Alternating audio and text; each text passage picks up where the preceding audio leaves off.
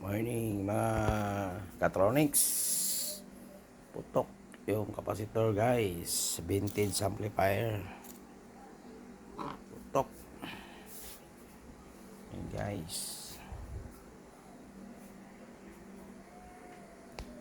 Yan yung brand niya is Piggy. Japanese vintage amplifier guys. Putok yung ano niya guys, yung kapasitor. Ano?